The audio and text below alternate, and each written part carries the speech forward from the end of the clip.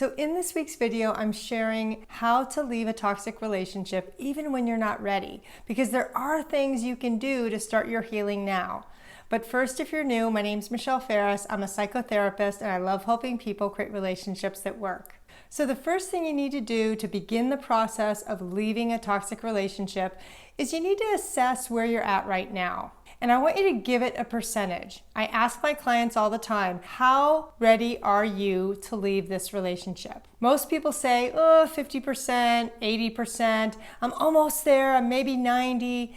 Anything less than 100 means you're not ready, and that's okay. Leaving any relationship is a process. It's not something that happens quickly, so be gentle on yourself.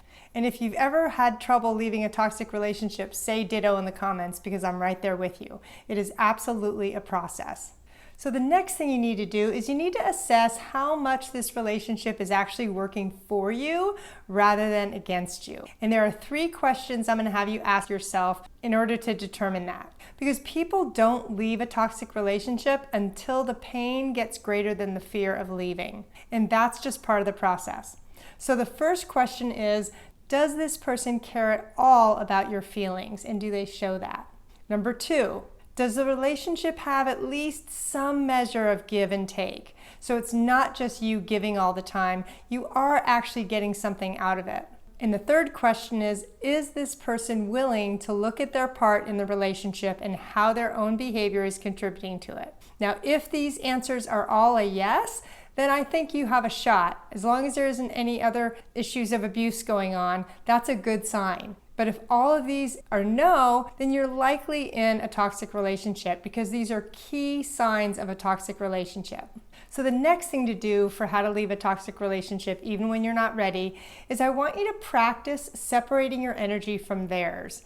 Most people think, well, I just have to physically separate. That's the goal, right? But it's actually not. Physically leaving the relationship is usually the last thing we do. There's a lot to do before that. And part of that is you emotionally starting to let go of that other person. This could look like spending less time with them, thinking about them less. If you tend to obsess about this person because you love them and you don't want to let them go, and often there's an addictive component in toxic relationships, what I want you to do is I want you to find another focus, whether it's a new hobby, something that is going to grab your attention away from that other person. Because for me to tell you just stop thinking about that person doesn't work, right? But redirecting that energy towards something productive does work. Because part of separating is thinking more about yourself and your own life and less about how that person is impacting you. So another way you can practice detaching from them emotionally is just imagine your energy leaving them. You can do a visualization where you close your eyes right now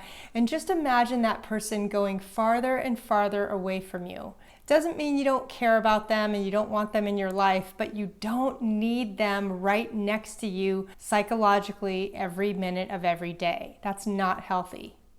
Now, if there's any abuse in the relationship and you're not ready to leave, the whole goal becomes how to protect yourself from abuse. How to leave and recognize the early warning signs of abuse so that you can protect yourself. And taking a time out and removing yourself is going to be key if you're going to stay in a toxic relationship that is at all abusive. Another thing I want you to do is if there's any abuse, psychological or physical, I want you to nickname it, like the avalanche or the tornado. Because part of what that's going to do is that's going to help you depersonalize it, because their abusive behavior is about them.